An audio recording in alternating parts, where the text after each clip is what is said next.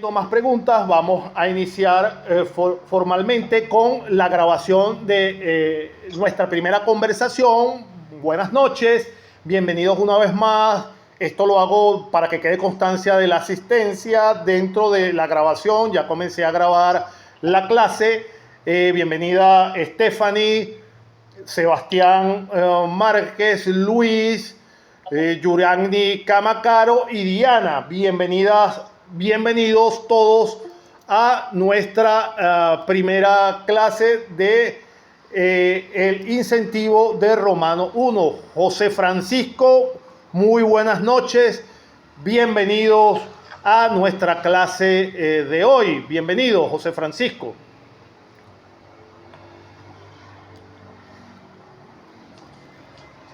Bueno, José Francisco no escucha, pero está conectado.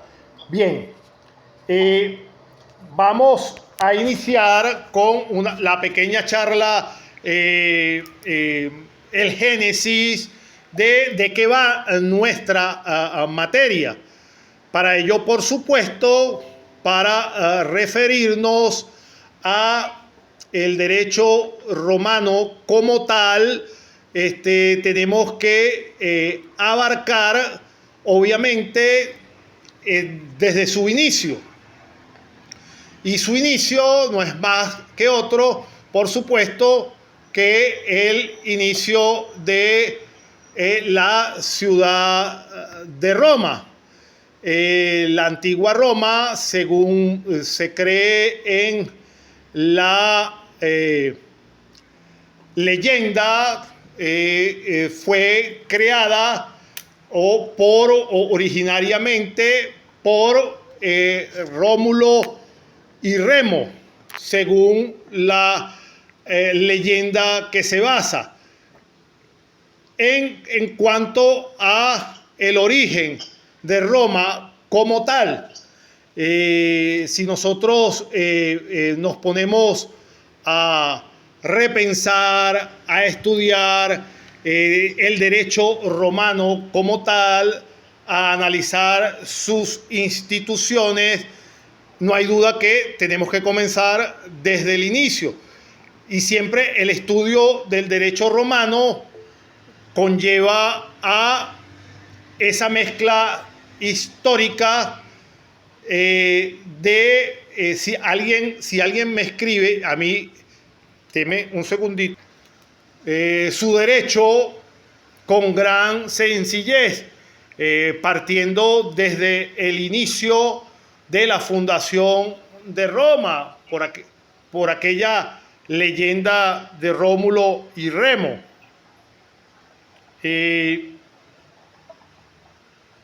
Elaboraron el derecho con una gran sencillez desde sus inicios, resolviendo los problemas prácticos que se les presentaban con la mayor simplicidad, y no llegaron nunca a generalizar ni intentaron formular teorías generales o hipótesis. Al contrario, en un principio rehuían a las definiciones, aunque en algunos casos las hayan hecho con una gran concisión. De manera que los romanos no universalizaron su concepto de propiedad. Pongamos por caso, era claro y escapaban a toda definición. Creo que alguno de los compañeros, pongamos por caso, era claro y escapaba a toda definición por su simplicidad. Nunca concibieron, por ejemplo, el concepto de propiedad como absoluta o limitada. Sin embargo, los comentaristas ampliaron este concepto posteriormente y dan una idea de la propiedad no del todo exacta ni apegada a las concepciones romanas. No nos la quieren mostrar los tratadistas posteriormente como absoluta. Y terminando, por supuesto, en definiciones un poco más etéreas. De manera tal que si queremos ver al derecho romano puro, restringido, tenemos que buscarlos en sus fuentes clásicas o preclásicas, que es donde nosotros nos vamos a centrar dentro de nuestra cátedra. En su sentido amplio y no siempre puro, lo encontramos en los comentaristas. Si bien es cierto que ninguna ciencia necesita justificación, en su historia del derecho romano creemos prudente, para aquellos que nos enfrentamos al estudio del derecho romano y aún para aquellos que ya han incursionado en el campo del saber, debemos establecer el porqué de la importancia de dicha disciplina. Ustedes mismos se preguntarán, en el siglo XXI, ya casi en la década aproximándonos al 30, hoy 2024, ¿por qué sigue siendo importante esto denominado derecho romano si hace más de 2000 años que fue creado, mucho más de 2000 años? Recuerden que el derecho romano viene antes de Cristo. Considerando a la dogmática como la verdadera ciencia del derecho, que mejor que todo el arsenal del casuismo romano para la formación dogmática de los juristas. ¿Y por qué es importante? Por supuesto, el derecho romano, por su duración y por su extensión. El derecho romano recoge y refleja en su evolución grandes y profundas crisis que han cambiado el curso de la historia antigua. Entonces, el derecho romano es la conciencia plena del derecho tal y como lo conocemos hoy. Además, el derecho romano se nos presenta como un derecho, si se quiere decir este término, como un derecho supranacional, como un común denominador del cual pueden hacer uso todos los juristas del mundo. De ahí su gran importancia, a pesar de los grandes avances tecnológicos que ha tenido la civilización humana. El estudio del derecho romano es importante por ser este antecedente de casi todos los códigos civiles, de los derechos civiles.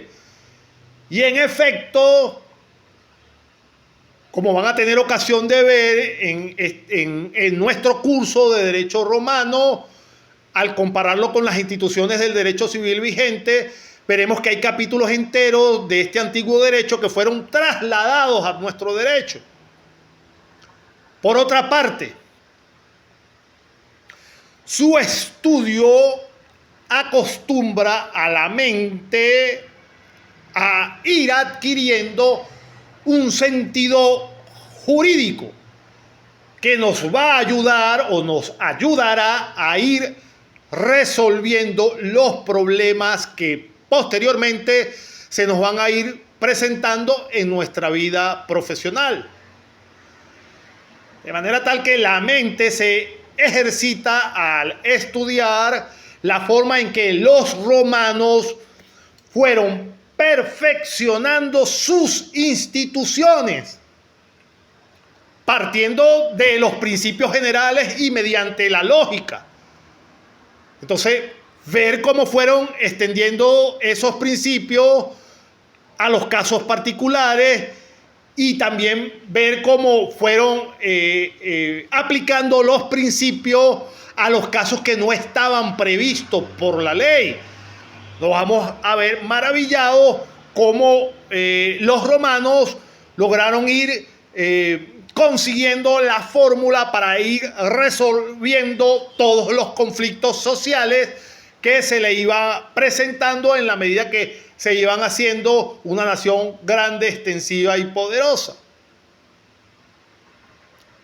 Además,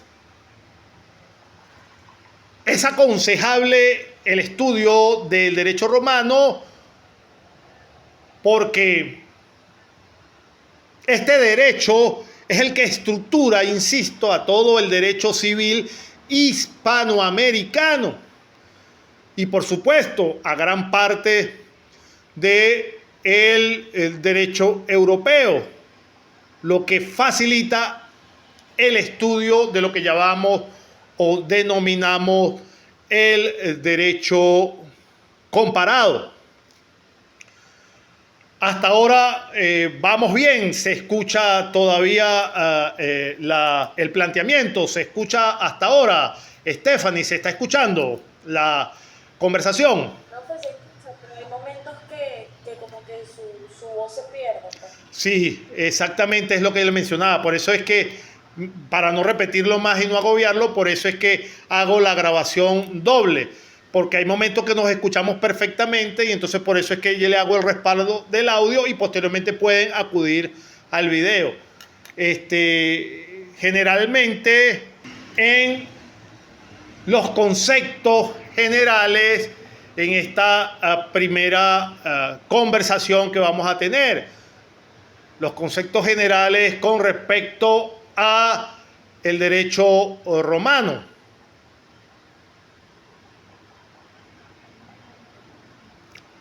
En el mundo de la naturaleza física, los hechos acontecen según las leyes de causalidad. Repito, en el mundo de la naturaleza física, los hechos acontecen según las leyes de causalidad. Las leyes de causalidad no poseen una significación. Las leyes de causalidad no tienen un sentido. No responden a un propósito. Las leyes de causalidad no están dirigidas a la realización de valores. Entonces, si por el contrario observamos el campo humano, allí se toman en consideración puntos de vista estimativos, criterios de valor. Se distinguen lo útil, lo conveniente y lo inconveniente.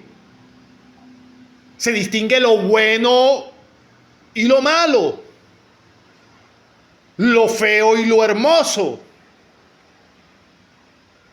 Se distingue lo justo y lo injusto. Eso que se denomina guiado por juicios o instituciones de valor. Entonces, en el campo humano se establecen determinadas finalidades. Se establecen ciertas metas para su conducta. Entonces, los hombres se afanan por buscar medios adecuados.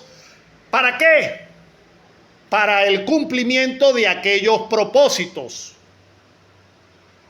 para la realización de aquellos fines y poner en práctica tales medios. Esta acción humana representa la inversión mental del proceso de causalidad. Entonces, el hombre imagina primero unos efectos, luego unos fines y pone después en acción unas causas, unos medios para lograr ¿qué cosa? Para lograr los fines. El hombre tiene problemas cuya selección no le es dada automáticamente por la naturaleza. El hombre se siente siempre amenazado por algunas posibles conductas ¿de quién? De sus semejantes. El principal enemigo del hombre es el propio hombre. Y estas amenazas posibles de las conductas de sus semejantes incitan y llevan al hombre a elaborar ¿qué cosa? A elaborar el derecho. Entonces, el derecho son normas fabricadas por el hombre. ¿Para qué? Para regir las relaciones sociales de una comunidad política en cierto lugar y en una época determinada. Repito, el derecho son todas las normas que fabrica el hombre para regir las relaciones sociales de una comunidad política en cierto lugar y en una época determinada, las cuales se van a referir o se refieren a unos valores y están sometidos y apoyados por el poder público, que es el que tiene la capacidad coercitiva para hacer cumplir y respetar las normas creadas por el hombre y para el hombre. Entonces, entendiendo lo que es el derecho en línea general, también entonces podemos deducir y entender por derecho romano aquí su definición de qué es el derecho romano. El derecho romano no es otra cosa que el conjunto de instituciones jurídicas que rigieron a la sociedad romana y a los pueblos dominados por Roma desde su nacimiento en el año 753 a.C. hasta la muerte de Justiniano en el año 565 después de Cristo. Repito, si a mí me preguntan en una asignación, defina el derecho romano, ¿qué entiende usted por derecho romano? Mi respuesta debe ser la siguiente. Se entiende por derecho romano al conjunto de instituciones jurídicas que rigieron a la sociedad romana y a los pueblos dominados por Roma desde su nacimiento, cuando se conoce el surgimiento de Roma en el año 753 a.C. Entonces, el derecho romano es un conjunto de instituciones jurídicas que rigieron a la sociedad romana y a los pueblos dominados por Roma desde su nacimiento en el 753 antes de Cristo hasta la muerte de Justiniano en el año 565 después de Cristo. Teniendo la definición de derecho romano, vamos a pasar a sus características. En cuanto a las características, si ustedes consultan cualquier tipo de bibliografía, cualquier página de internet, en cuanto a las características del derecho romano, hay variación. Por supuesto, hay coincidencia, no es que una es distinta a la otra. Les hago la salvedad, pues si en algún momento, para complementar la información que yo les doy en esta charla, ustedes investigan las características del derecho romano, pueden encontrar autores que se decantan por unas teorías, se decantan por unas visiones, algunas se asemejan, otras difieren, otras adicionan unas características más. Le hago esta salvedad, pues si ustedes investigan posteriormente. Pero para la información de las características del derecho romano, insisto, a pesar que existan varias divisiones de diferentes autores, nosotros aquí, para efecto de nuestra clase, vamos a adoptar la que me parece a mí, que soy el encargado de esta cátedra en esta oportunidad. Vamos a adoptar las características que a mí me parece la más sencilla y que perfectamente describe lo que necesitamos saber en cuanto a las características esenciales del derecho romano. Vamos a dividir al derecho romano según sus características en 3 períodos. El derecho antiguo, el derecho clásico y el derecho del Bajo Imperio.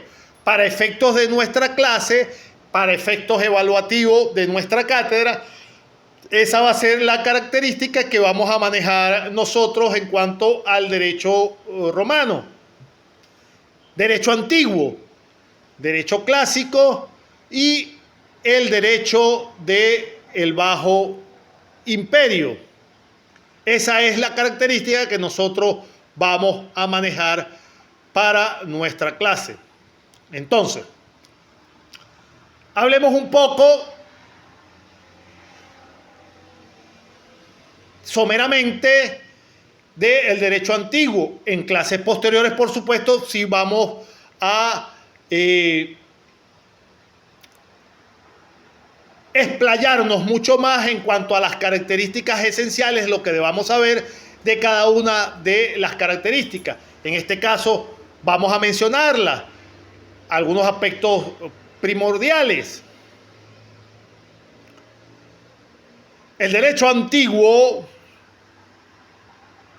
va a ir cronológicamente desde la fundación de Roma hasta el siglo VII.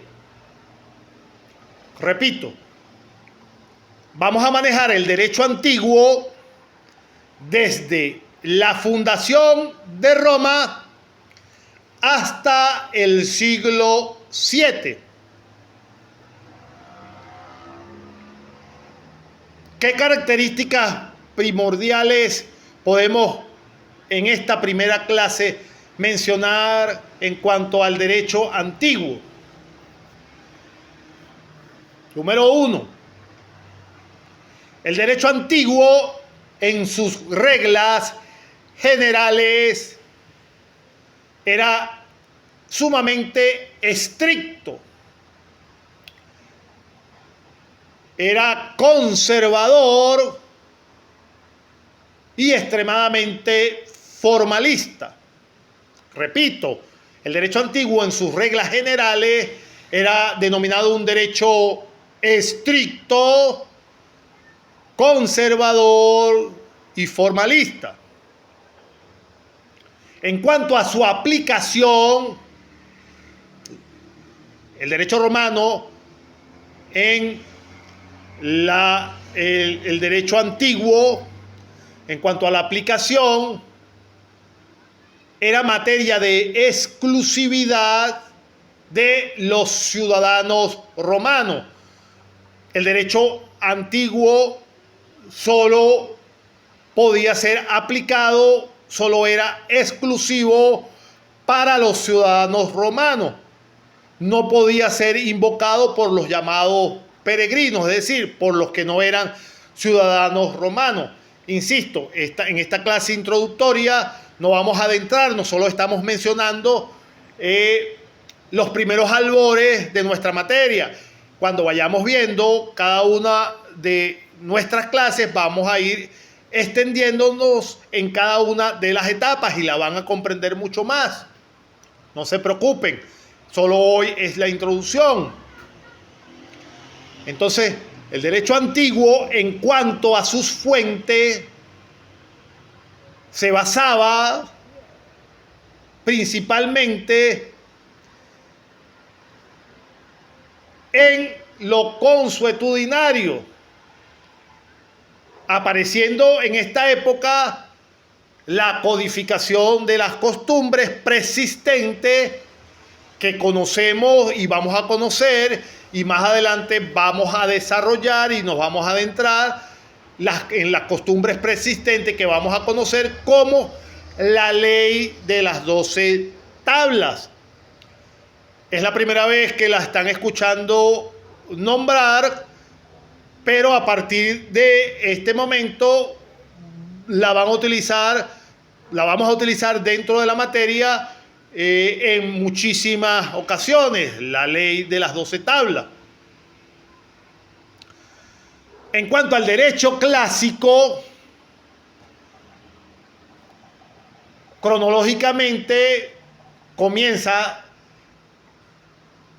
a final, por supuesto, del derecho antiguo, comienza desde el siglo VII hasta el emperador Constantino.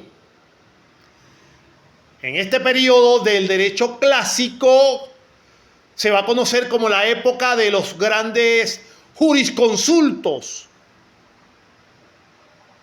donde la perfección de la jurisprudencia y la construcción científica del derecho por la acción de los jurisconsultos y del pretor.